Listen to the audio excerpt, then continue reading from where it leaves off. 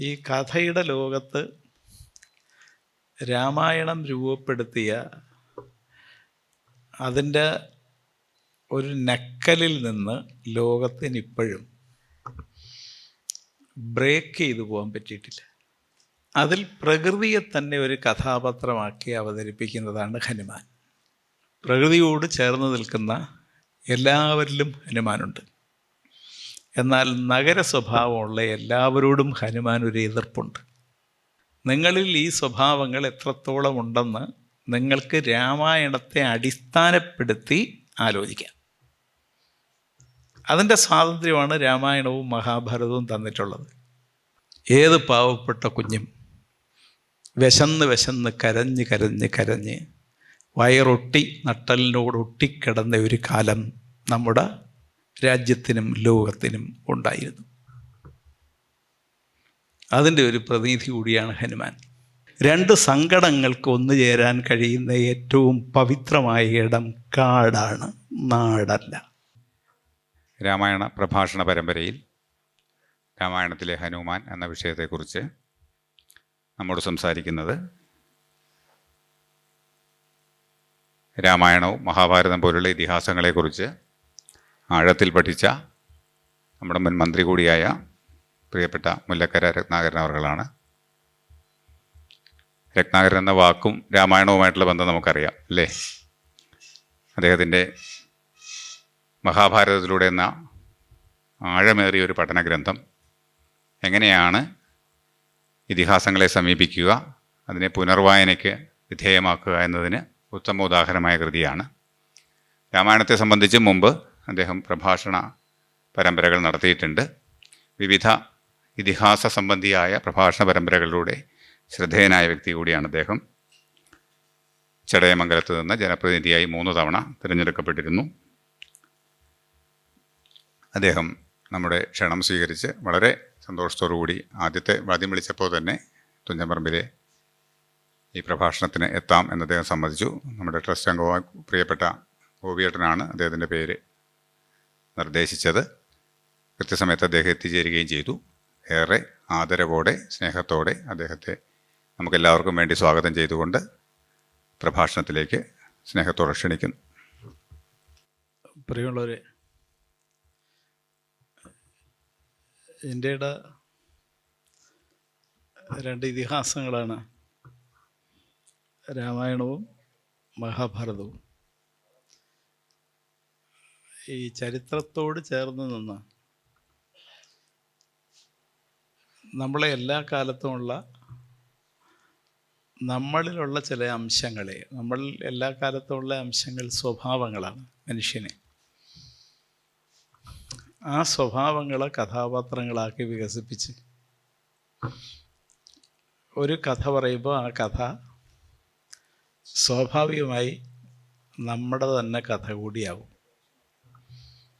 നമ്മുടെ ചുറ്റുപാടുമുള്ളവരുടെ കഥ കൂടിയാവും.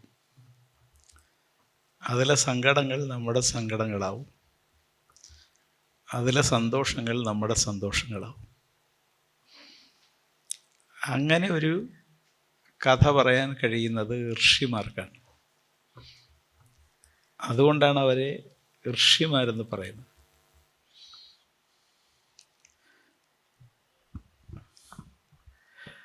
അങ്ങനെ ലോകത്തുണ്ടായ ആദ്യത്തെ കാവ്യമാണ് രാമായണം. ഈ കഥയുടെ ലോകത്ത് രാമായണം രൂപപ്പെടുത്തിയ അതിൻ്റെ ഒരു നക്കലിൽ നിന്ന് ലോകത്തിനിപ്പോഴും ബ്രേക്ക് ചെയ്തു പോകാൻ പറ്റിയിട്ടില്ല. അതായത് ഒരു കഥ എങ്ങനെയാണെന്ന് വാൽമീകി പറഞ്ഞു. അതൊരു നായകനും നായികയും അവരുടെ സംഘർഷങ്ങളും ഇടയ്ക്ക് വരുന്ന വില്ലനും പിന്നെ അതുണ്ടാക്കുന്ന സംഭവങ്ങളും എല്ലാം ചേർന്നതാണ്. നമ്മുടെ ഏത് സിനിമ എടുത്താലും അതാണ്, ഏത് കഥ എടുത്താലും അതാണ്. പക്ഷെ വാൽമീകി അത് ആ കാലത്തെ വ്യവസ്ഥയുമായി ബന്ധപ്പെട്ട്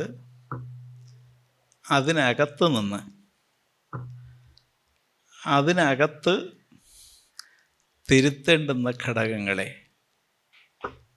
ഒരു കഥയിലൂടെ ഒരു സന്ദേശം പോലെ നമ്മളോട് പറയുകയാണ്. അതത്ര ഭംഗിയായി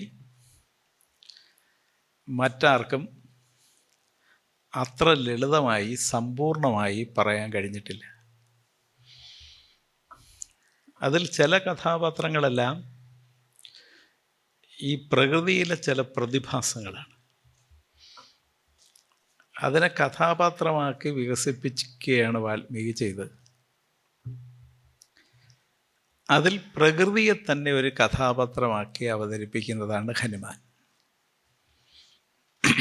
ഹനുമാൻ അക്ഷരാർത്ഥത്തിൽ പ്രകൃതിയാണ്. അതുകൊണ്ടാണ് ഹനുമാൻ ചിരഞ്ജീവിയാണ്. ബാക്കി എല്ലാ കഥാപാത്രങ്ങൾക്കും മരണം കൊടുക്കുന്നുണ്ട്.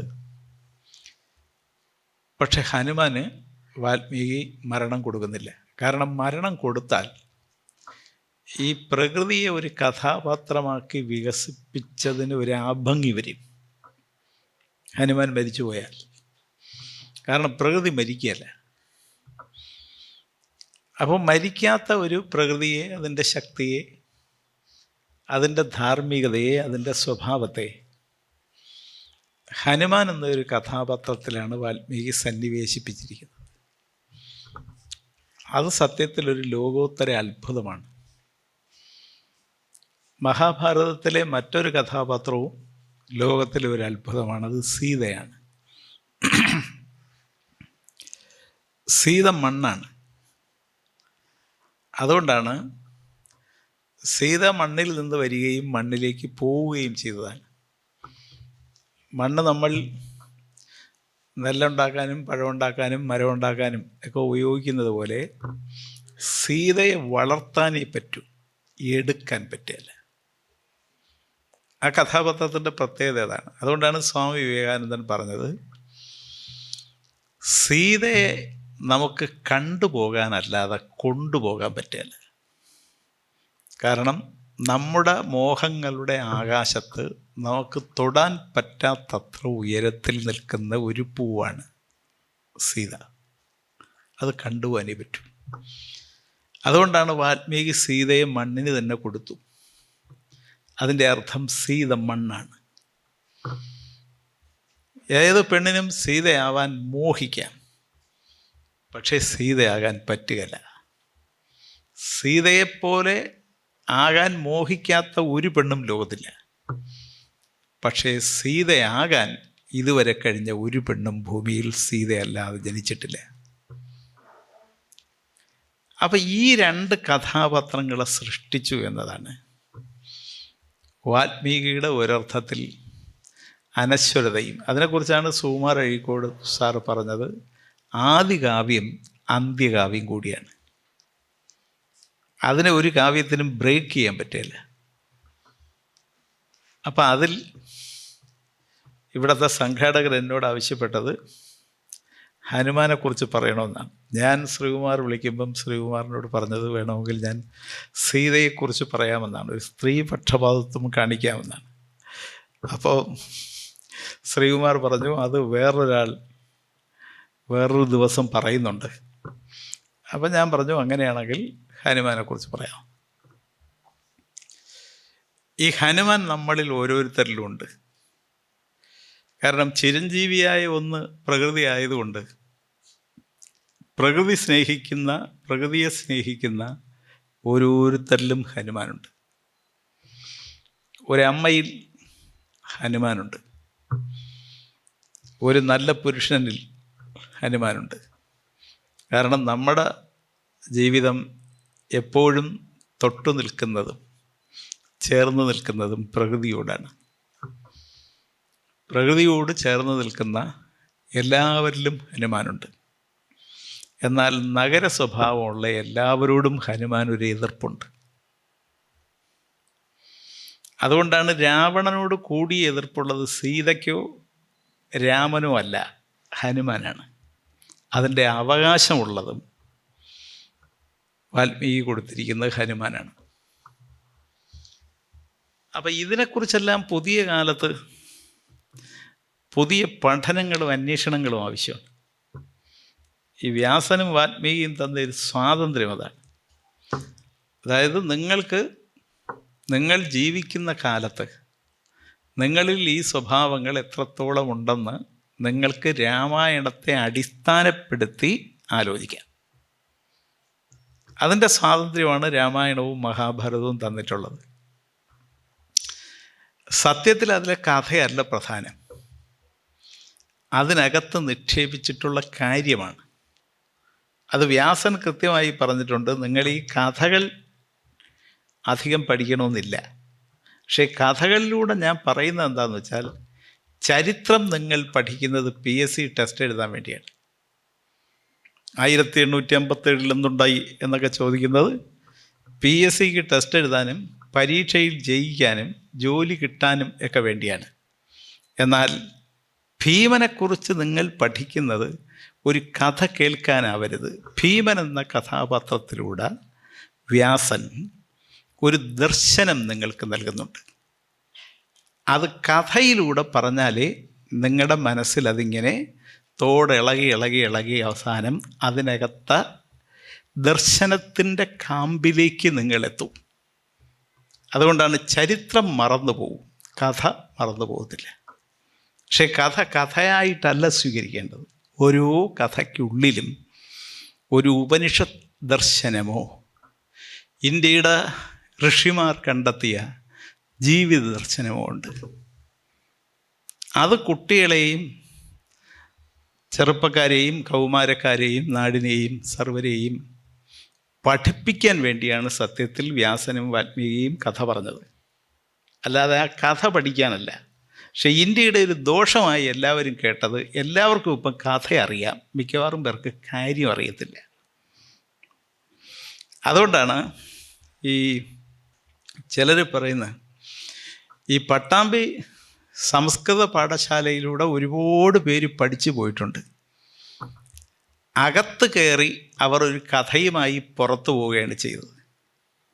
അകത്ത് കയറി കഥയ്ക്കകത്ത് കയറി ഒരു കാര്യവുമായി പുറത്തു പോയത് കുട്ടിക്കൃഷ്ണമാരാരാണ്. അപ്പം നിങ്ങളൊരു ദർശനത്തിനകത്ത് കയറുമ്പം ഒരു കഥ അത് ഉൾക്കൊണ്ടു പോകുന്നത് കൊണ്ട് വലിയ കാര്യമില്ല. ആ കഥയിലുള്ള ദർശനത്തെ ഉൾക്കൊണ്ടു പോകുമ്പോഴാണ് സത്യത്തിൽ നിങ്ങൾ അകത്ത് കയറി പുറത്തു പോകുമ്പം അകത്ത് കയറിയ ആളിനേക്കാൾ വേറൊരാളായി പുറത്തു പോകുന്നത്. അപ്പം പലരും അകത്ത് കയറുന്നയാളും പുറത്തു പോകുന്നയാളും ഒന്നായിരിക്കും. പക്ഷേ അപൂർവം പേര് അകത്ത് കയറി പുറത്തു പോകുമ്പം വേറൊരാളായിരിക്കും. ആ വേറൊരാളാക്കി നിങ്ങളെ മാറ്റാൻ കഴിയുന്ന ചിലത് ഈ ഇതിഹാസങ്ങൾക്കകത്തുണ്ട്. അങ്ങനെ അത് ഉൾക്കൊള്ളാൻ കഴിയുമ്പോഴാണ് സത്യത്തിൽ അത് അവരുദ്ദേശിച്ച കാര്യം നിങ്ങളിൽ നിക്ഷേപിക്കാൻ അവർക്കും അത് സ്വീകരിക്കാൻ നമുക്കും കഴിയുന്നത്. അപ്പോൾ ആ അർത്ഥത്തിൽ വേണം ഞാൻ പറയുന്ന കാര്യവും നിങ്ങൾ മനസ്സിലാക്കാൻ. ഞാൻ പറയുന്നതെല്ലാം അതാണ് ശരി എന്ന് നിങ്ങൾ ധരിക്കണമെന്ന് എനിക്ക് ഒരു നിർബന്ധവുമില്ല. കാരണം നമ്മളൊരു ജനാധിപത്യ യുഗത്തിലാണ് ജീവിക്കുന്നത്. ഓരോരുത്തർക്കും അവരെ അറിവിനും അനുഭവത്തിനും അന്വേഷണത്തിനെയും അടിസ്ഥാനപ്പെടുത്തി അതിൽ നിന്ന് വ്യത്യസ്തമായി പലതും ഉൾക്കൊള്ളാൻ കഴിയണം. അപ്പോഴാണ് ഒരു ഇതിഹാസത്തിൻ്റെ ഉത്തരവാദിത്വം രാമായണത്തിനും മഹാഭാരതത്തിനും നിർവഹിക്കാൻ കഴിയുന്നത്. ഈ ഋഷിമാർക്കൊരു പ്രത്യേകതയുണ്ട്. ആ പ്രത്യേകത എന്താണെന്ന് വെച്ചാൽ, അവർ ആ കാലത്തെ വ്യവസ്ഥയ്ക്കകത്ത് നിന്ന് ആ കാലങ്ങളെ ജീവിതത്തെ, പ്രത്യേകിച്ച് അധികാര ജീവിതത്തെ നോക്കിക്കണ്ടവരാണ്. ഈ ചരിത്രത്തിൽ എപ്പോഴും സംഭവങ്ങൾ ചേർത്ത് വയ്ക്കുന്ന അധികാരവുമായി ബന്ധപ്പെട്ടാണ്. ഇപ്പോൾ മഹാഭാരതം മുഴുവൻ വായിക്കുമ്പം കുറച്ച് വില്ലെടുത്തവരുടെയും വാളെടുത്തവരുടെയും കഥയാണ്. അവർക്ക് ആഹാരം കൊടുത്തവരുടെ കഥ കാണാൻ പറ്റില്ല. അതുൽപ്പാദിപ്പിച്ച് പാടത്ത് പണിയെടുത്തവരുടെ കഥ ഉൾക്കൊള്ളാൻ പറ്റുകയില്ല. അത് നമ്മൾ ഭാവനയിൽ കണ്ടെത്തണം. അവരാണ് സത്യത്തിൽ അർജുനനും ഭീമനും ഒക്കെ ആരോഗ്യം കൊടുത്തവർ. അവരാണ് സത്യത്തിൽ അവരുടെ രക്ഷകർത്താക്കൾ. പക്ഷെ അവരുടെ കഥയല്ല പറയുന്നത്. ഈ യുദ്ധം ചെയ്തവരുടെ കഥയാണ് വ്യാസനും പറയുന്നത്. വ്യാസനും അങ്ങനെ പറയാൻ പറ്റൂ. പക്ഷെ വ്യാസൻ അതിൽ ചിലത് സൂചിപ്പിച്ചിട്ടുണ്ട്, വാൽമീകിയും ചിലത് സൂചിപ്പിച്ചിട്ടുണ്ട്. ഇവരല്ലാതെ ചിലരുണ്ടായിരുന്നു. ചില കഥാപാത്രങ്ങൾ ഇപ്പോൾ ഒരു ഏകലവിനെ കൊണ്ടുവന്ന് നിർത്തുമ്പോൾ, ഒരു ഘടോത്കചനെ കൊണ്ടുവന്ന് നിർത്തുമ്പോൾ, ഒരു ഹിഡിംബിയെ കൊണ്ടുവന്ന് നിർത്തുമ്പോഴൊക്കെ നിങ്ങൾ അവരിലേക്കും കൂടെ സഞ്ചരിക്കണമെന്ന് വ്യാസൻ പറയുകയാണ്.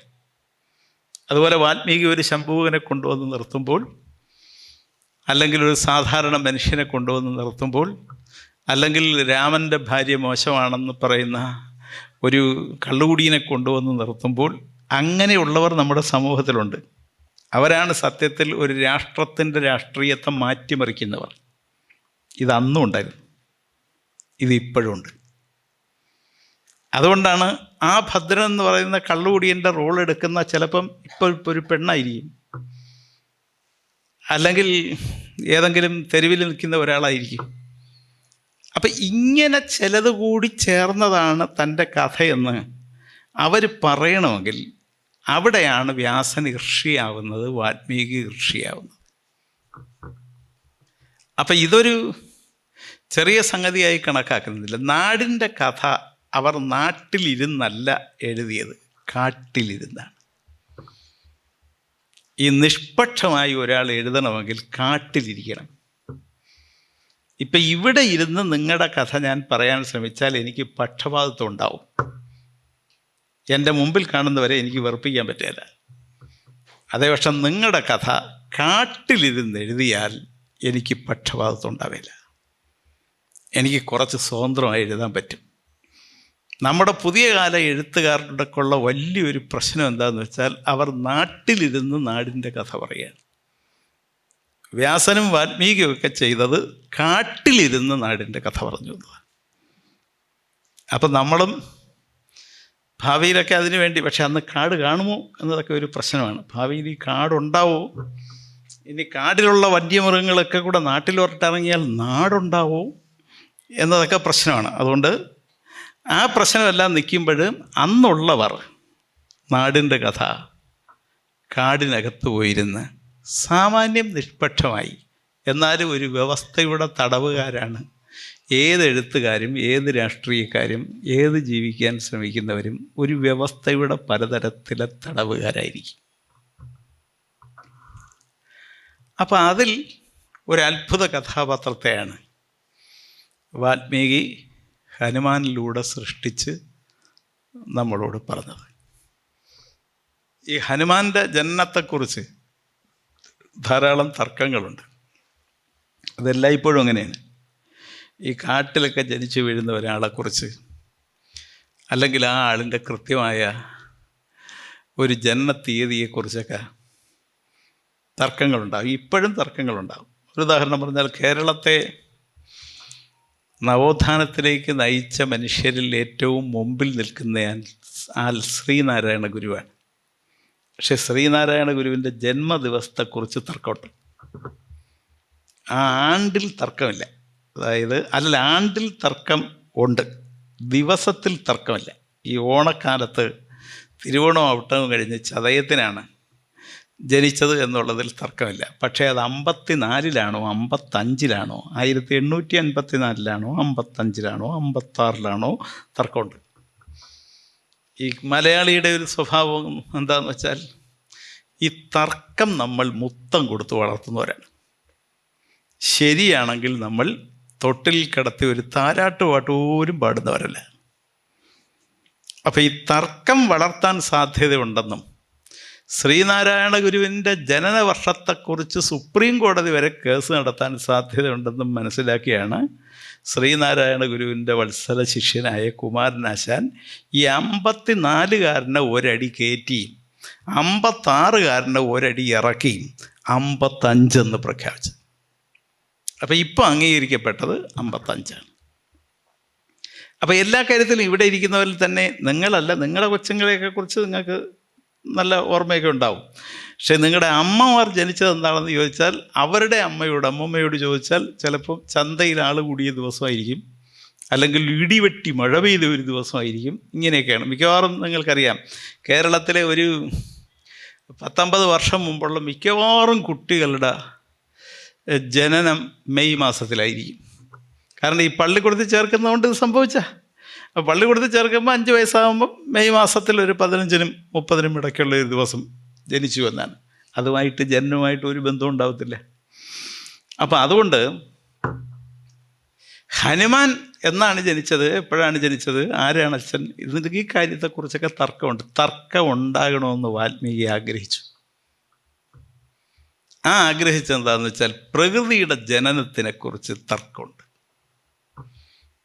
എങ്ങനെ, എവിടെ പ്രകൃതി ജനിച്ചു, എപ്പോൾ ജനിച്ചു, ആരാണ് പിതാവ്, ആരാണ് മാതാവ്, തർക്കമുണ്ട്.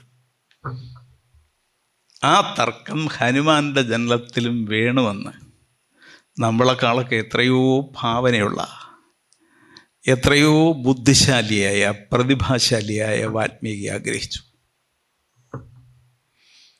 സീതയെക്കുറിച്ചും ഈ പ്രശ്നമുണ്ട്. സീതയുടെ പ്രത്യേകത എന്ന് വെച്ചാൽ സീതയ്ക്ക് യഥാർത്ഥത്തിൽ ഒരു അച്ഛനും അമ്മയും വാൽമീകി പറയുന്നില്ല. എടുത്തു വളർത്തിയവരെ കുറിച്ചേ പറയുന്നുള്ളൂ. മറ്റത് ഒരുപാട് തരത്തിൽ ആളുകൾ പല രാമായണങ്ങളിൽ പലതരത്തിൽ രൂപപ്പെടുത്തി വെച്ചേക്കണം. അതും വാൽമീകി ആഗ്രഹിച്ചു. അതായത് നല്ല മനുഷ്യർ, മണ്ണിൻ്റെ ജനനം എന്നൊന്ന് പറയാൻ പറ്റില്ല, പ്രകൃതിയുടെ ജനനം എന്നൊന്ന് പറയാൻ പറ്റില്ല. കാരണം അത് ജനിച്ചതിന് ശേഷമാണ് നമ്മൾ ജനിച്ചത്. അപ്പം നമ്മൾ അവരെക്കുറിച്ച്, അവരുടെ ജനനത്തെക്കുറിച്ച് പറഞ്ഞാൽ വാൽമീകി തന്നെ ആലോചിച്ചു, അതിലൊരു തന്തയില്ലാത്ത സ്വഭാവം നമ്മൾ അങ്ങനെ കൃത്യമായി പറഞ്ഞാൽ കാണിക്കും. അതുകൊണ്ടത് നമുക്ക് മുമ്പേ ജനിച്ചതാണ്, പലരുടെയും മോഹങ്ങളിൽ ജനിച്ചതാണ്. അങ്ങനെ ഒരു ജന്മമാണ് ഹനുമാന്റെ ജന്മം. അതിൽ ഒരു കഥയാണ് ശക്തമായി നിൽക്കുന്നത്. അത് ശിവനും വായുവുമായി ബന്ധപ്പെട്ടതാണ്. ശിവനും പാർവതിയുമായി ഒരുപാട് കാലത്തെ പ്രണയം നടന്നു. ഈ പ്രണയം സത്യത്തിൽ ഇന്ത്യയിൽ നടന്നത് രണ്ടുപേർ തമ്മിൽ, ഒരാണും പെണ്ണും തമ്മിൽ നടന്നത് ശിവനും പാർവതിയും തമ്മിൽ മാത്രമാണ്. ബാക്കി എല്ലാവരിലും നടന്നത് ലൈംഗിക ബന്ധമാണ്. ശിവനും പാർവതിയും തമ്മിൽ നടന്നത് പ്രണയമാണ്. പ്രണയം സത്യത്തിൽ ആധുനിക കാലത്ത് ഇല്ലാത്തൊരു കാര്യമാണ്. ആധുനിക കാലത്ത് ശരീരബന്ധങ്ങളേ ഉള്ളൂ, പ്രണയമില്ല.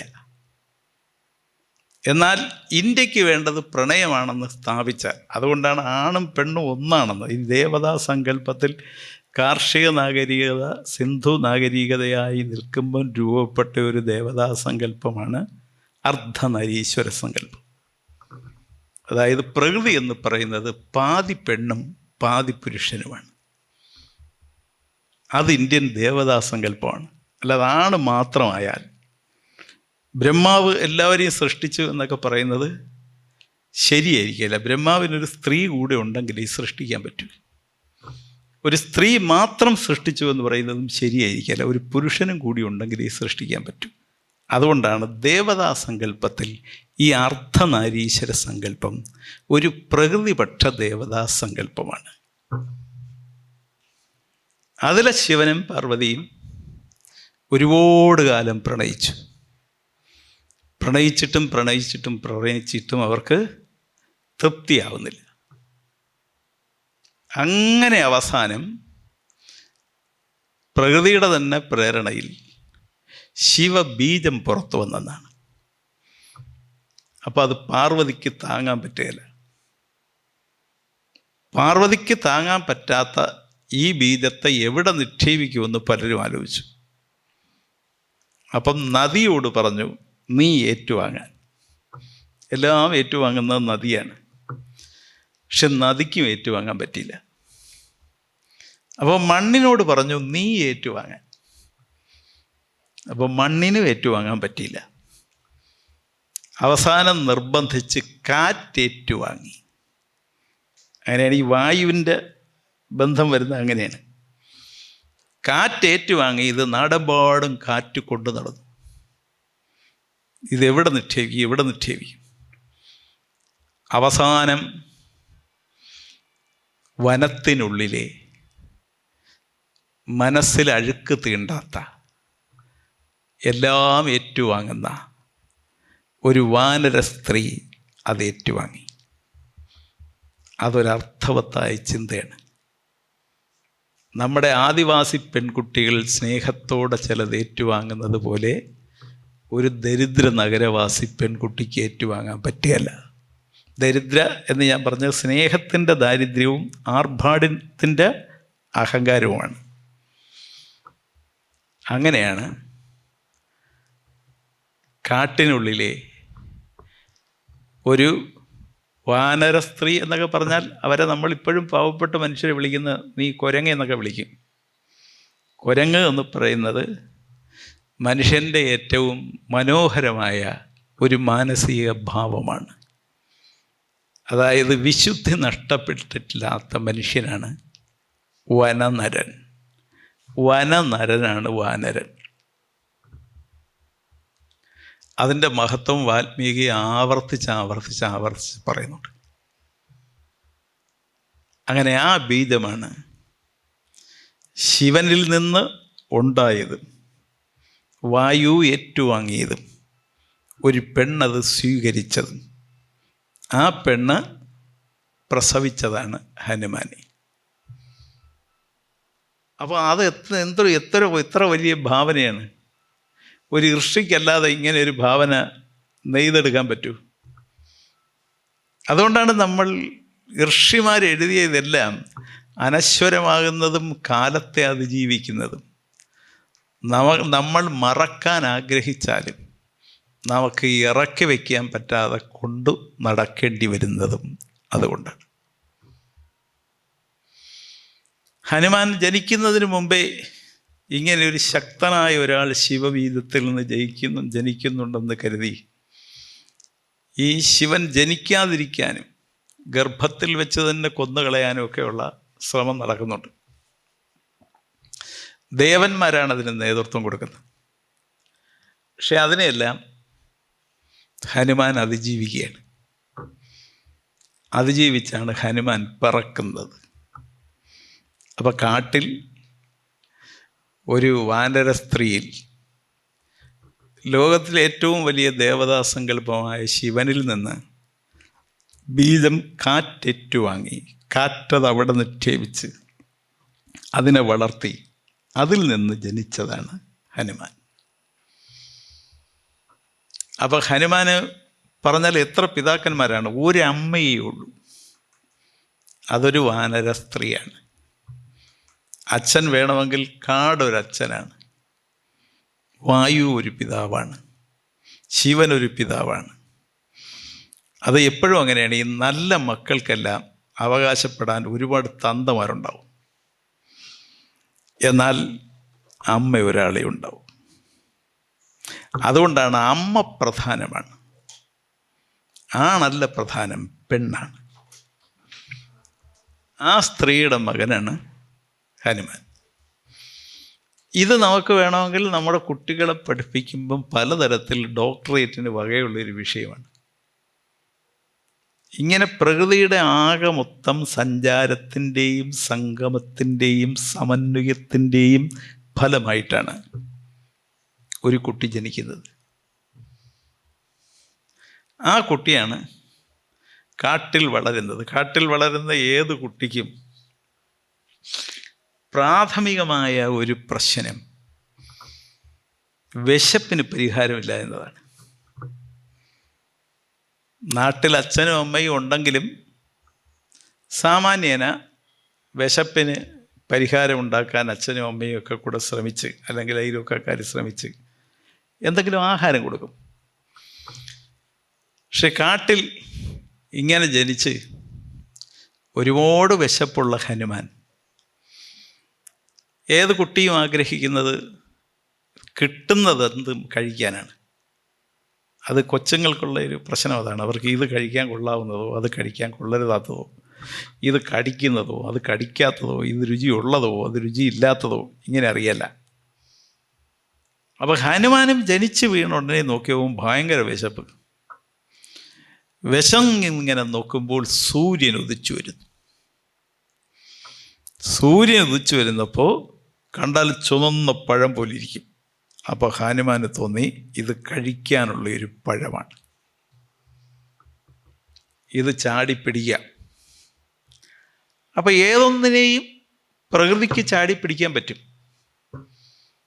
അപ്പം ഈ സൂര്യൻ എന്ന പഴത്തെ കഴിക്കാൻ വേണ്ടി ഹനുമാൻ ചാടി എന്നാണ്.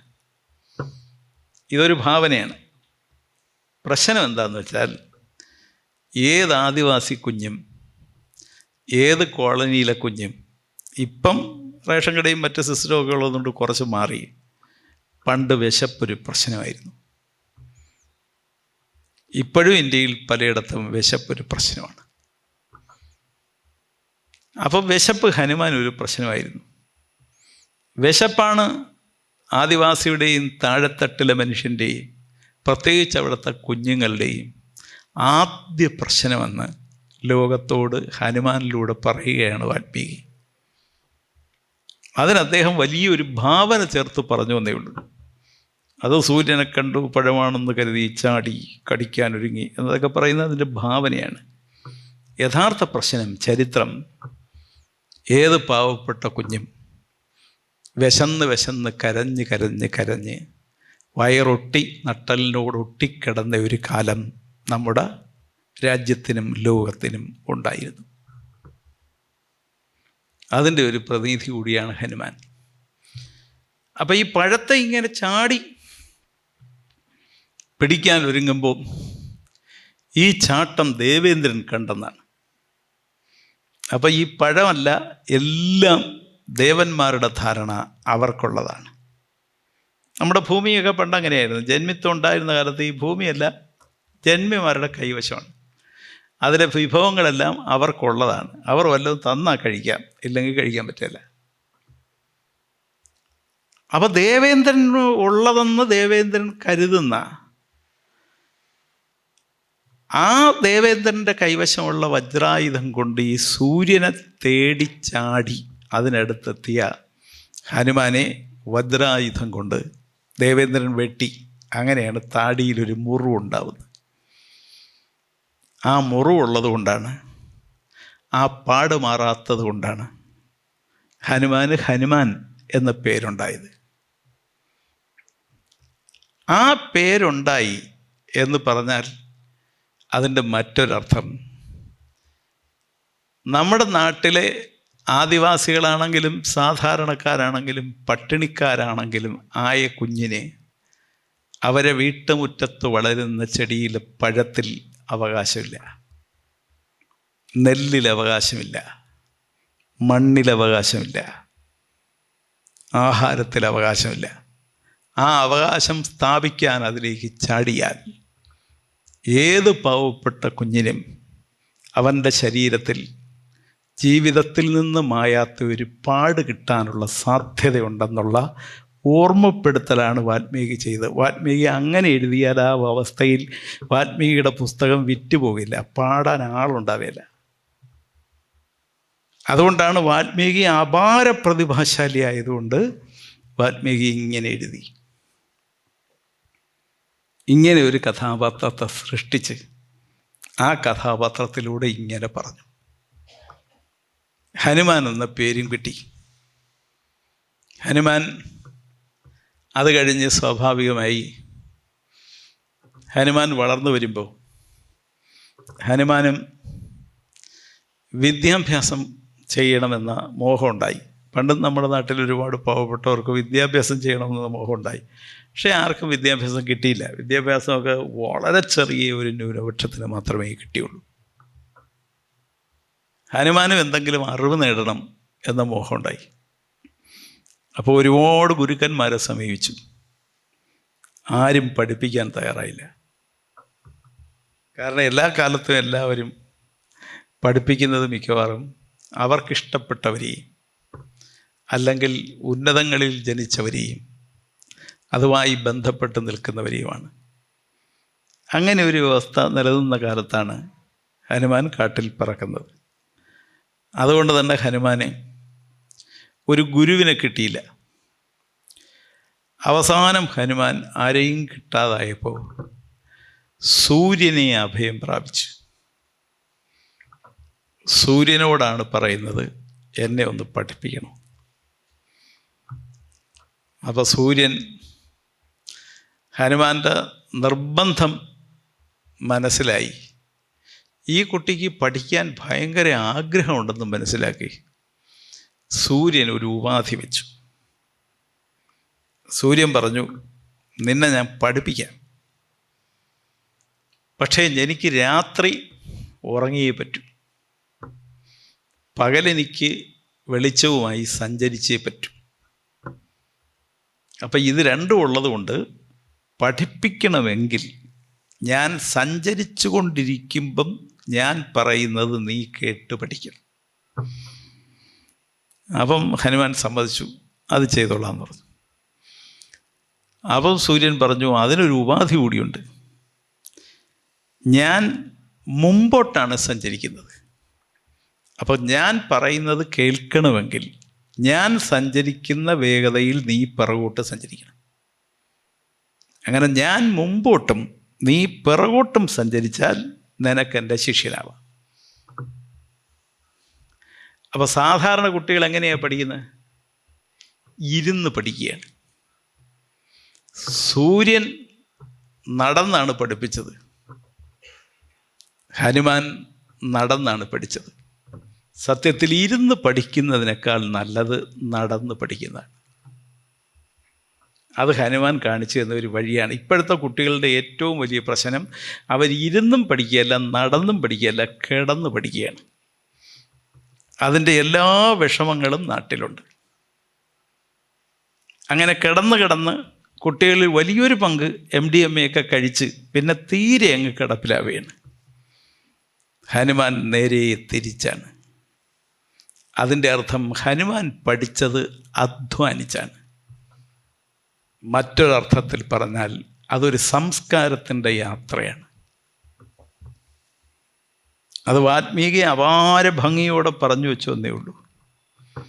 വടക്കേ ഇന്ത്യയിൽ വന്ന് നിറഞ്ഞ ആര്യ സംസ്കാരത്തിൽ നിന്ന് സ്വന്തം സംസ്കാരവും ഭാഷയും ദർശനങ്ങളും സംരക്ഷിക്കാൻ വേണ്ടി തെക്കോട്ട് നടന്ന് ആ സംസ്കാരവും മറുവുമായി കടന്നു വന്ന ദ്രാവിഡ സംസ്കാരത്തിൻ്റെ പകൽ വെളിച്ചത്തിലെ യാത്രയുടെ കഥ കൂടിയാണ് ഈ സൂര്യനിൽ നിന്ന് ഹനുമാൻ പഠിച്ച കഥ ചരിത്രത്തിൽ തേടുമ്പോൾ കാണുന്നത്.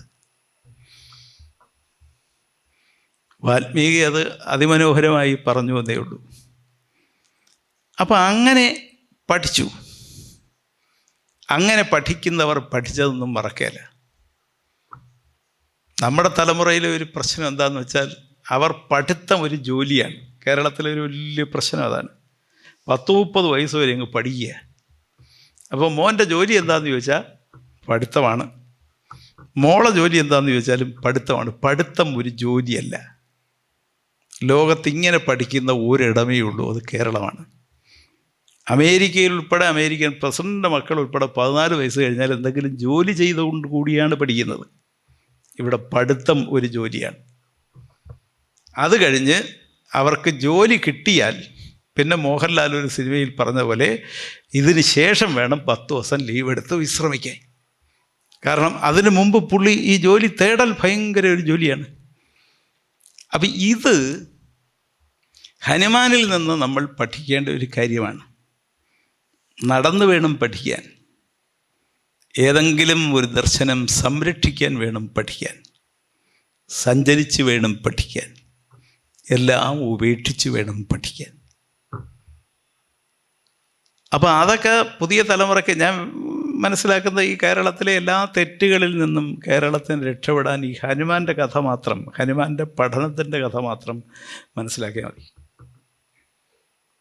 എങ്ങനെ ഹനുമാൻ പഠിച്ചു എന്ന് മനസ്സിലാക്കിയാൽ നമ്മുടെ കൊച്ചുങ്ങളെ അച്ഛനമ്മമാർക്ക് പഠിപ്പിക്കാനും കുട്ടികൾക്ക് പഠിക്കാനും ശരിയായി വളരാനും എളുപ്പമായിരിക്കും. ഞാനൊന്നും വെള്ളം കുടിക്കുന്നതുകൊണ്ട് നിങ്ങൾക്ക് പ്രശ്നമില്ലല്ലോ.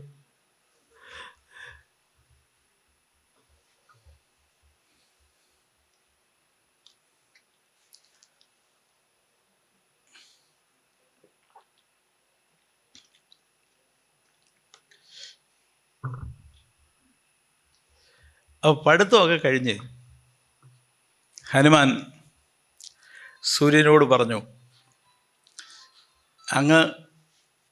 അങ്ങക്കറിയാവുന്നത് എന്നെ പഠിപ്പിച്ചോ എന്ന് ചോദിച്ചു. അപ്പോൾ സൂര്യൻ പറഞ്ഞു, ഞാൻ ഇത്ര വേഗത്തിൽ എനിക്കറിയാവുന്നതെല്ലാം എൻ്റെ ഒരു ശിഷ്യനെ പഠിപ്പിക്കുന്നത് നിന്നെയാണ്. എനിക്കറിയാവുന്നതെല്ലാം ഇപ്പം നിനക്കറിയാം. അതുകൊണ്ട് ഇനി വല്ലതും പഠിക്കണമെങ്കിൽ നീ സ്വന്തമായി പഠിക്കണം. അപ്പോൾ ഹനുമാനും സന്തോഷമായി. ഹനുമാൻ പറഞ്ഞു, അപ്പോൾ ഗുരുദക്ഷിണ എനിക്ക് തരണം. എന്നാൽ കഴിയുന്ന എന്തെങ്കിലും അങ്ങ് പറഞ്ഞാൽ ഞാനത് ഗുരുദക്ഷിണയായി നൽകാം. അപ്പോൾ സൂര്യൻ പറഞ്ഞു, ഇല്ല, ഏറ്റവും വലിയ ഗുരുദക്ഷിണ നീ തന്നെയാണ്. എനിക്കറിയാവുന്നതെല്ലാം നിന്നെപ്പോലെ ഇതുപോലെ കൃത്യമായി പഠിച്ച മറ്റൊരാളില്ല. അതുകൊണ്ട് നീ എന്ന ശിഷ്യനാണ് എൻ്റെ ഏറ്റവും വലിയ സമ്പത്ത്. എനിക്ക് വേറൊരു ഗുരുദക്ഷിണയും വേണ്ട. അപ്പോൾ ഹനുമാൻ നിർബന്ധിച്ചു. ഹനുമാൻ പറഞ്ഞു, അത് ശരിയാവില്ല. എനിക്ക് കഴിയുന്ന എന്തെങ്കിലും ഒന്ന് അങ്ങ് പറയണം, അത് ഞാൻ നൽകാം. നിർബന്ധം സഹിക്കവയ്യാതായപ്പോൾ സൂര്യൻ പറഞ്ഞു, അങ്ങനെയാണെങ്കിൽ കിഷ്കിന്ധയിൽ എൻ്റെ ഒരു മകനുണ്ട്, രാജകുമാരനാണ്. അവൻ്റെ പേര് സുഗ്രീവൻ എന്നാണ്. അവൻ്റെ ജ്യേഷ്ഠൻ ബാലിയാണ്. ബാലി വേറൊരു പിതാവിൻ്റെ പുത്രനാണ്. അമ്മ ഒന്നാണെങ്കിലും അച്ഛൻ രണ്ടാണ്. അപ്പം അവർ തമ്മിൽ സ്വാഭാവികമായി അധികാരികളാകുമ്പോൾ തർക്കമുണ്ടാവും. നീ എൻ്റെ മകൻ സുഗ്രീവൻ്റെ മന്ത്രിയായിരുന്ന് അവനെ സേവിക്കുമെങ്കിൽ അതാണ് എനിക്ക് തരേണ്ട ഗുരുദക്ഷിണ. അങ്ങനെയാണ് ഹനുമാൻ കിഷ്കിന്ധയിൽ സുഗ്രീവൻ്റെ മന്ത്രിയാവുന്നത്. അപ്പം ഈ ഹനുമാനുമായി ബന്ധപ്പെട്ട മറ്റ് പല കാര്യങ്ങൾ രാമായണത്തിൽ ആലോചിച്ച് വരുമ്പോൾ ഹനുമാൻ്റെ ഒരു പ്രത്യേകത ഞാൻ നേരത്തെ പറഞ്ഞു. ഹനുമാൻ പ്രകൃതിയാണ്. പ്രകൃതിയുടെ വലിയൊരു പ്രത്യേകത എന്താണെന്ന് വെച്ചാൽ, അങ്ങോട്ടാക്രമിച്ചാലേ ഈ പ്രകൃതി ഇങ്ങോട്ടാക്രമിക്കും. പ്രകൃതിയിൽ നിങ്ങൾക്ക് കേരളത്തിൽ ഉരുൾപൊട്ടൽ ഉണ്ടാവണമെങ്കിൽ മനുഷ്യനൊരു ആക്രമണം നടത്തി കാണും. വന്യമൃഗങ്ങൾ നാട്ടിൽ ഇറങ്ങണമെങ്കിൽ മനുഷ്യൻ കാടിനോടൊരു നീതികേട് കാണിച്ചു കാണും. വെള്ളപ്പൊക്കം ഉണ്ടാവണമെങ്കിൽ മനുഷ്യനെന്തോ തെറ്റ് ചെയ്ത് കാണും. പ്രകൃതിയുടെ ഒരു നിയമമാണത്. ഇപ്പോൾ കടലിൻ്റെ ഒരു നിയമമുണ്ട്. കാട്ടിൽ നിങ്ങൾ 1 കിലോമീറ്റർ അങ്ങോട്ട് കയറിയാൽ കടൽ 1 കിലോമീറ്റർ കരയിലോട്ട് കയറും. അതായത് കാടും കടലും തമ്മിലൊരു ബന്ധമുണ്ട്, ഒരു പ്രണയമുണ്ട്. ഇതൊരു പ്രകൃതി നിയമമാണ്. ഇതിപ്പോൾ ആധുനിക കാലത്ത് ലോകത്തിലെ പരിസ്ഥിതിയെക്കുറിച്ച് പഠിക്കുന്ന എല്ലാവരും തർക്കമില്ലാതെ അംഗീകരിച്ചിട്ടുള്ള കാര്യമാണ്. അപ്പോൾ നമ്മുടെ ജീവിതം ഹനുമാനുമായി ബന്ധപ്പെട്ട് പഠിക്കേണ്ടത് പ്രകൃതി നിയമങ്ങൾക്കും പ്രകൃതിയുടെ സ്വഭാവങ്ങൾക്കും നമ്മൾ വിധേയമായിരിക്കണം. പാർലമെൻറ്റും നിയമസഭയൊക്കെ മനുഷ്യൻ നിയമങ്ങൾ ഉണ്ടാക്കുന്നതാണ്. മനുഷ്യൻ ഏത് നിയമം ഉണ്ടാക്കാം, പക്ഷേ ഏത് മനുഷ്യ നിയമവും പ്രകൃതി നിയമത്തിന് വിധേയമായിരിക്കണം. പ്രകൃതി നിയമമാണ് മാതൃനിയമം. അതിന് വിധേയമായിരിക്കണം മനുഷ്യൻ്റെ ഏത് നിയമവും. അത് ഹനുമാനിൽ നിന്ന് പഠിക്കേണ്ട ഒരു പാഠമാണ്. ഹനുമാനും അങ്ങനെയാണ്. ആദ്യം ആരെയും കയറി ആക്രമിക്കുകയല്ല. ആക്രമിക്കണമെങ്കിൽ നിങ്ങൾ പ്രകൃതി വിരുദ്ധമായ വലിയൊരു തെറ്റ് ചെയ്യണം. ആ തെറ്റ് ചെയ്താൽ ഹനുമാൻ്റെ ആക്രമണം ഉണ്ടാവും. ഹനുമാൻ ആക്രമിക്കാനുള്ള യോഗ്യത നേടുന്നത് കാട്ടിൽ വളർന്നുകൊണ്ടാണ്. കാട്ടിൽ വളർന്നുകൊണ്ടാണ് ഹനുമാൻ അതിന് യോഗ്യനാവുന്നത്. നാട്ടിൽ വളരുന്നവർക്കും നഗരത്തിൽ വളർന്നവർക്കും ആ യോഗ്യതയൊന്നുമില്ല. അവർക്ക് പഠിക്കാം, പണം സമ്പാദിക്കാം, ആർഭാടവും അഹങ്കാരവും കൊണ്ട് ജീവിക്കാം. പക്ഷേ അവർ പ്രകൃതിക്ക് വിധേയമല്ലെങ്കിൽ അവർ അയോഗ്യരാണ്. പ്രകൃതിക്ക് മുമ്പിൽ അയോഗ്യരാണ്.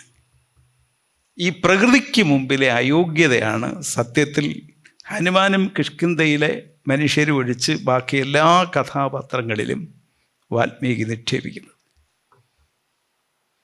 അത് ആ രാമായണത്തിലെ ഒരു അറിവാണ്,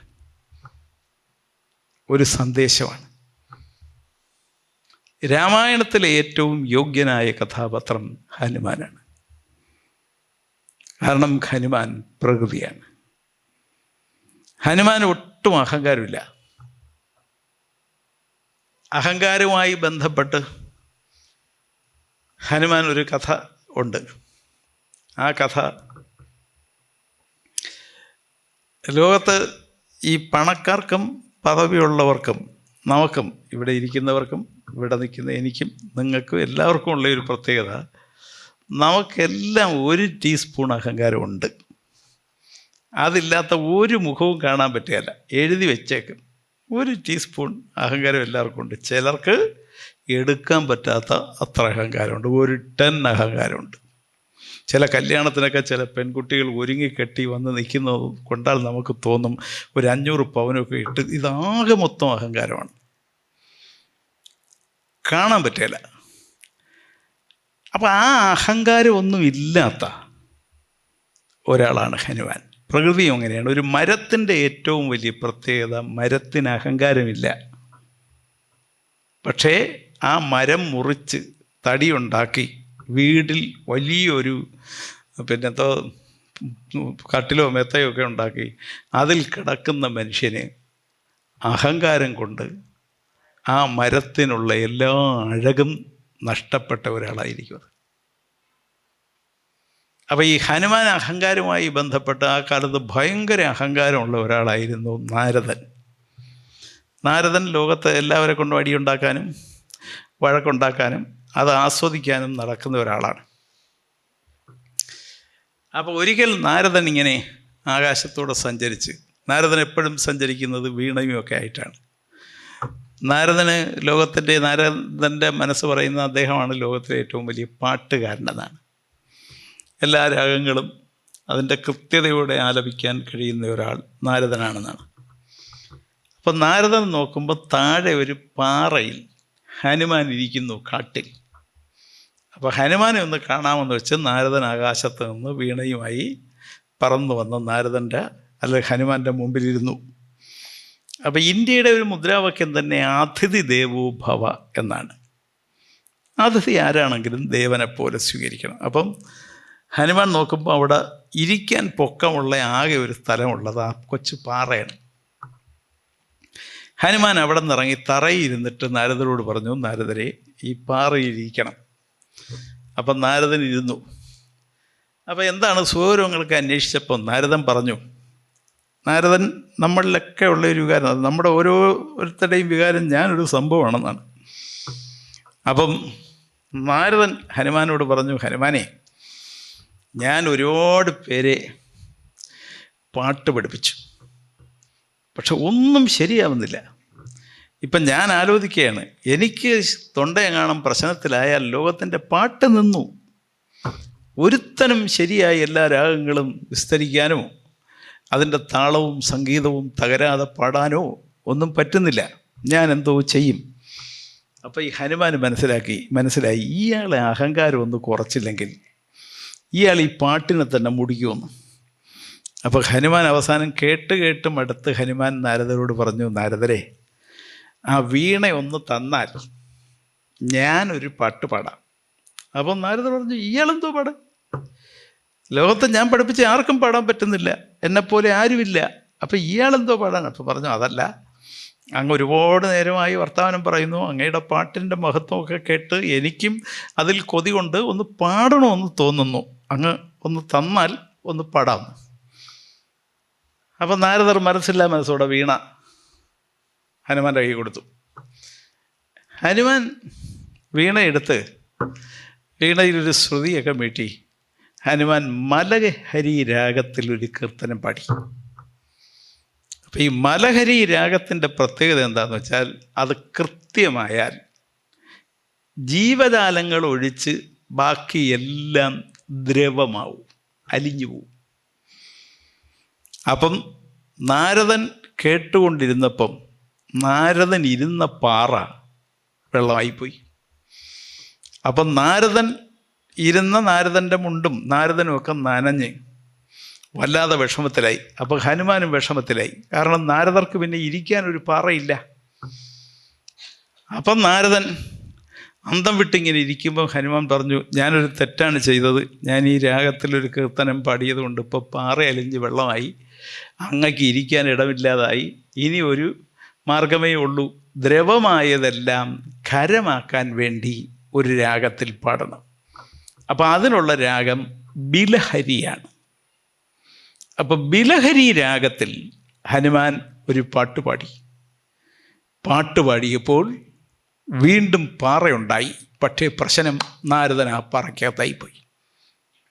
അപ്പം നാരദൻ നിലവിളിയായി രക്ഷിക്കണമെന്ന്.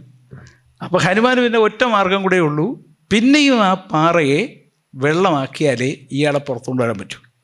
അപ്പോൾ അയാളെ വീണ്ടും മലഹരി രാഗം പാടി അയാളെ വെള്ളത്തിൽ നിന്ന്, പാറയിൽ നിന്ന് രക്ഷിച്ച് വെള്ളം ഒക്കെ ആയെങ്കിലും അയാളെ പുറത്തു കൊണ്ടുവന്നു. അപ്പോൾ നാരദർക്കൊരു കാര്യം മനസ്സിലായി, ഈ ഹനുമാൻ്റെ കീർത്തനാലാപനത്തിൻ്റെ മുന്നിൽ താൻ എത്ര ശ്രമിച്ചാലും ഒപ്പമെത്തുകയല്ല. അപ്പം നാരദൻ ഹനുമാനോട് പറഞ്ഞു, എൻ്റെ ഹനുമാനെ, എനിക്കൊരു അഹങ്കാരം ഉണ്ടായിരുന്നു, എന്നോളം ആരുമില്ല എന്ന അഹങ്കാരം. ഇപ്പം ലോകത്തെല്ലാം ഉള്ളത് അതാണ്. കോഴിക്കോട്ടുള്ളതും കോയമ്പത്തൂരുള്ളതും കാസർഗോഡുള്ളതും കാശ്മീരിലുള്ളതും ഈ അഹങ്കാരമാണ്. ഈ അഹങ്കാരം ഉണ്ടെങ്കിൽ മനുഷ്യന് ഒത്തുകൂടാൻ പറ്റുകയില്ല, ഐക്യപ്പെടാൻ പറ്റുകയില്ല. ഹനുമാനെ, അതിൻ്റെ കാരണം നീ എന്നെ പഠിപ്പിച്ചു. നീ എൻ്റെ അഹങ്കാരം മാറ്റി. സംഗീതത്തിലുള്ള നിൻ്റെ കഴിവ് എൻ്റെ കഴിവിനേക്കാൾ എത്രയോ വലുതാണ്. ഞാനിപ്പം മനസ്സിലാക്കുന്നു, മുകളിലിരിക്കുന്ന പലരും താഴെ ഇരിക്കേണ്ടവരാണ്. താഴെ ഇരിക്കുന്ന നിന്നെപ്പോലുള്ളവർ മുകളിലിരിക്കേണ്ടവരാണ്. നീ ആ വലിയ സത്യം എന്നെ തിരിച്ചറിയിച്ചു. ഹനുമാൻ അപ്പോഴും ഒന്ന് ചിരിച്ചതല്ലാതെ വേറൊന്നും പറഞ്ഞില്ല. ഇതാണ് ഹനുമാൻ. ഏറ്റവും മുകളിലിരിക്കേണ്ടത് പ്രകൃതിയാണെന്ന് നമ്മൾ മനസ്സിലാക്കണം.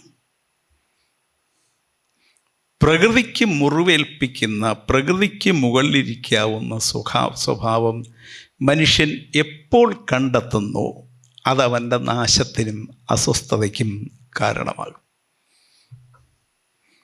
അപ്പോൾ പ്രകൃതിയെ മറികടക്കാൻ നോക്കരുത്. പ്രകൃതിയെ തൻ്റെ സ്വന്തം അഹങ്കാരം കൊണ്ട് കീഴ്പ്പെടുത്താൻ നോക്കരുത്. ഇത് ഹനുമാനെന്ന് നാരദപ്പുരെ പഠിപ്പിച്ച പാഠം മാത്രമല്ല, എല്ലാവരെയും എല്ലാ കാലത്തും പഠിപ്പിക്കേണ്ട ഒരു പാഠമാണ് വാൽമീകി ഈ ഹനുമാൻ എന്ന കഥാപാത്രത്തിലൂടെ പഠിപ്പിക്കുന്നത്. ഹനുമാൻ കിഷ്കിന്ധയിൽ ജീവിക്കുന്ന കാലത്താണ്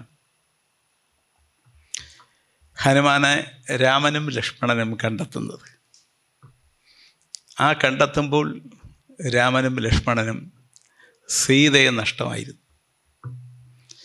എപ്പോഴും ഒരു പ്രത്യേകത ഉള്ളത്, നഷ്ടം നമുക്കുണ്ടാകുമ്പോഴാണ് നമ്മളൊരു കൂട്ടു തേടുന്നത്. എല്ലാവർക്കും അങ്ങനെയാണ്.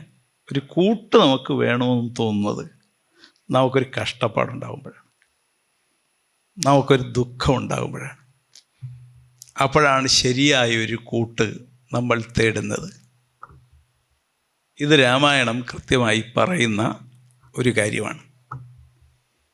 അപ്പം ശരിയായ ഒരു കൂട്ട് രാമനും ലക്ഷ്മണനും വേണമെന്ന് തോന്നിയത് രാമൻ്റെ ഏറ്റവും വലിയ സമ്പാദ്യമായ സീതയെ രാമന് നഷ്ടമായപ്പോഴാണ്. ആ അലച്ചിലാണ്, സീതയെ തേടിയുള്ള യാത്രയിലാണ് ഹനുമാന് രാമൻ കണ്ടെത്തുന്നത്, ലക്ഷ്മണനും കണ്ടെത്തുന്നത്. അത് പ്രകൃതിയുടെ ഒരു പ്രത്യേകതയാണ്. രാമൻ ഹനുമാനെ കണ്ടെത്തി എന്ന് പറഞ്ഞാൽ, അല്ലെങ്കിൽ ലക്ഷ്മണൻ കണ്ടെത്തി എന്ന് പറഞ്ഞാൽ അതിൻ്റെ അർത്ഥം അവർ പ്രകൃതിയുടെ ശക്തിയെ കണ്ടെത്തി എന്നാണ്. അതിനെ ആശ്രയിക്കേണ്ടി വന്നു എന്നാണ്. അതേത് മനുഷ്യനും നിങ്ങളുടെ ഏറ്റവും വലിയ സങ്കടത്തിൽ ഒരു സേഫ്റ്റി വാൽവ് പോലെ നിങ്ങളെ സഹായിക്കാൻ കഴിയുന്നത്, നിങ്ങളുടെ സങ്കടം തീർക്കാൻ കഴിയുന്നത് പ്രകൃതിക്കാണ്. അത് മനുഷ്യൻ തിരിച്ചറിഞ്ഞാൽ മനുഷ്യൻ്റെ എല്ലാ പ്രശ്നങ്ങളും തീർന്നു. നിങ്ങൾക്ക് പ്രകൃതി ഇല്ലെങ്കിൽ നിങ്ങൾ 100 നിലയുള്ള ഫ്ലാറ്റ് കെട്ടി അതിൻ്റെ 100ാമത്തെ നിലയിൽ താമസിച്ചാലും നിങ്ങൾക്ക് അസ്വസ്ഥത തീരുകയല്ല. അതിൻ്റെ മണ്ടയിൽ നിന്ന് ചാടി ആത്മഹത്യ ചെയ്യാനേ പറ്റും. മറിച്ച് നിങ്ങൾക്ക് പ്രകൃതിയെ കണ്ടെത്തിയാൽ, അതിൻ്റെ ശക്തിയെ കണ്ടെത്തിയാൽ നിങ്ങൾക്ക് കിട്ടുന്നത് നിങ്ങൾക്കൊരിക്കലും കിട്ടാത്ത ആശ്വാസമാണ്. ആ ആശ്വാസമാണ് രാമന് ഹനുമാനെ കണ്ടെത്തി, ഹനുമാനിലൂടെ സുഗ്രീവനെ കണ്ടെത്തി, കിഷ്കിന്ധയിലെ മനുഷ്യരെ കണ്ടെത്തിയപ്പോൾ ഉണ്ടാവുന്നത്. അതുവഴിയാണ് പിന്നെ സീതയെ വീണ്ടെടുക്കുന്നതും രാവണനെ വധിക്കുന്നതും. അതൊക്കെ രാമായണം സൂക്ഷ്മമായി പഠിച്ചാൽ അതൊന്നും ചെയ്യുന്നത് രാമനല്ല, ലക്ഷ്മണനുമല്ല. എല്ലാ വഴിയും ഒരുക്കി കൊടുക്കുന്നത് ഹനുമാനാണ്. ആ ഹനുമാൻ്റെ പ്രകൃതിപക്ഷ യാത്രയിൽ അതിൻ്റെ പിന്നാലെ നടക്കുന്നവരാണ് ഹനുമാൻ കൂടി ആരാധിക്കുന്ന രാമൻ. രാമനെ പ്രകൃതിയായ ഹനുമാൻ ആരാധിക്കുന്നത്, രാമൻ ഒരു വ്യവസ്ഥയുടെ തടവറയിൽ പെട്ടുപോയെങ്കിലും ഒരു നന്മയുടെ സങ്കടം മുഴുവൻ അനുഭവിക്കുന്നവനാണ്. രാമന് സീതയെ കൊടുക്കേണ്ടത് പ്രകൃതിയുടെ ഒരു ആവശ്യമാണ്. സീതയെ വീണ്ടെടുക്കുക എന്ന് വെച്ചാൽ സീത എന്ന് പറയുന്നത് മണ്ണിൻ്റെ സ്വാതന്ത്ര്യമാണ്. ആ സ്വാതന്ത്ര്യത്തെ എപ്പോഴും അപഹരിക്കുന്നത് നഗരമായിരിക്കും. ഏത് നഗരവും പ്രകൃതിയുടെയും മണ്ണിൻ്റെയും സ്വാതന്ത്ര്യത്തെ അപഹരിക്കുന്നവരാണ്. വലിയ നഗരം വലിയ തരത്തിലും ചെറിയ നഗരം ചെറിയ തരത്തിലും എന്ന വ്യത്യാസമേ ഉള്ളൂ. ലങ്ക ആ കാലത്തെ ഏറ്റവും വലിയ നഗരമായിരുന്നു. ആ നഗരം സീതയെ തട്ടിക്കൊണ്ടുപോയി എന്ന് മാത്രമല്ല, നല്ല മനുഷ്യരുടെ എല്ലാ സ്വാതന്ത്ര്യവും അപഹരിച്ച ഒരു നഗരമാണ്. അതിൻ്റെ അഹങ്കാരത്തിൽ ലോകത്തിലെ എല്ലാ തെറ്റുകളും ചെയ്യാൻ തൻ്റെ അധികാരം ഉപയോഗിച്ച ഒരാളാണ് രാവണൻ. രാവണൻ സത്യത്തിൽ ആദ്യം നല്ലവനായ ഒരു കാടിൻ്റെ പുത്രനായിരുന്നു. പക്ഷേ പിന്നെ അയാൾ നഗരത്തിൻ്റെ അധികാരിയായി. അപ്പോൾ അതുകൊണ്ടാണ് അയാൾക്കെതിരെ പൊരുതാൻ അവകാശമുള്ളത് കാടാണ്. ആ കാടിൻ്റെ പുത്രനാണ് ഹനുമാൻ. അപ്പോൾ രാമൻ ഹനുമാനുമായി കണ്ടുമുട്ടി. രാമൻ്റെ വ്യസനം ഹനുമാന് മനസ്സിലായി. അപ്പോൾ സീതയെ വീണ്ടെടുത്ത് കൊടുക്കേണ്ടത് ഹനുമാൻ ഒരു ആവശ്യമായിട്ടാണ് കാണുന്നത്. അത് സുഗ്രീവനെ ബോധ്യപ്പെടുത്തുകയാണ്, ജാംബവാനെ ബോധ്യപ്പെടുത്തുകയാണ്, അംഗദനെ ബോധ്യപ്പെടുത്തുകയാണ്, സർവ വാനര നേതാക്കന്മാരെയും ഹനുമാൻ ബോധ്യപ്പെടുത്തുകയാണ്. അപ്പം ഈ അംഗദനാണെങ്കിലും ജാംബവാനാണെങ്കിലും മറ്റുള്ള നളനാണെങ്കിലും, നളൻ അവിടുത്തെ ഏറ്റവും വലിയ എഞ്ചിനീയറാണ്. ഇവരെല്ലാം വാനരന്മാരാണ്. വാനരന്മാരെന്ന് പറഞ്ഞാൽ ഞാൻ ആദ്യം പറഞ്ഞു വനനരന്മാരാണ്. അപ്പം ഇവരെയൊക്കെ ഹനുമാൻ ബോധ്യപ്പെടുത്താൻ പ്രധാനപ്പെട്ട ഒരു കാര്യം, ഒരു കൂട്ടുണ്ടാവണമെങ്കിൽ അപ്പുറത്തും ഇപ്പുറത്തും ദുഃഖം ഉണ്ടാവണം. അപ്പോൾ രാമനൊരു ദുഃഖമുണ്ട്. അത് തൻ്റെ എല്ലാമായ സീതയെ, ലോകത്തിലെ ഏറ്റവും വലിയ അധികാരി, നഗരാധികാരി രാവണൻ തട്ടിക്കൊണ്ടുപോയതാണ്. അത് എവിടെയാണ് തട്ടിക്കൊണ്ടു പോയിരിക്കുന്നതെന്ന് അറിയില്ല. പക്ഷെ ഇപ്പുറത്ത് രാമനുമായി കൂട്ടുചേരുന്ന സുഗ്രീവന് ഒരു സങ്കടമുണ്ട്. ആ സങ്കടം തൻ്റെ ഭാര്യയെയും തൻ്റെ രാജ്യത്തെയും തൻ്റെ ജ്യേഷ്ഠൻ തട്ടിക്കൊണ്ടുപോയതാണ്. അപ്പോൾ രണ്ടുപേർക്കും ഏതാണ്ട് സമാനമായ ദുഃഖമുണ്ട്. ഈ മുന്നണി ഉണ്ടാവുന്നത് രണ്ട് ദുഃഖങ്ങൾ തമ്മിലേ ഉണ്ടാവും. അത് മുന്നണിയുടെ പ്രത്യേകതയാണ്. രണ്ട് സങ്കടങ്ങൾ തമ്മിലുണ്ടായ മുന്നണിയാണെങ്കിൽ അത് ഉറയ്ക്കും, അല്ലെങ്കിൽ സീറ്റിന് വേണ്ടി അറപ്പുണ്ടായി അപ്പം പിരി. സീറ്റിന് തർക്കം ഉണ്ടാക്കുന്നത് മുന്നണിയല്ല, രണ്ട് സങ്കടങ്ങൾ ചേരുന്നത് ഒരു മുന്നണിയാണ്. രണ്ട് സങ്കടങ്ങൾ ചേർന്ന ഒരു മുന്നണിയാണ് കിഷ്കിന്ധയിലുണ്ടാവുന്നത്. അത് നാട്ടിലും നഗരത്തിലും ഉണ്ടാവുന്ന മുന്നണിയല്ല, കാട്ടിലുണ്ടാവുന്ന മുന്നണിയാണ്. അതായത് രണ്ട് സങ്കടങ്ങൾക്ക് ഒന്നു ചേരാൻ കഴിയുന്ന ഏറ്റവും പവിത്രമായ ഇടം കാടാണ്, നാടല്ല.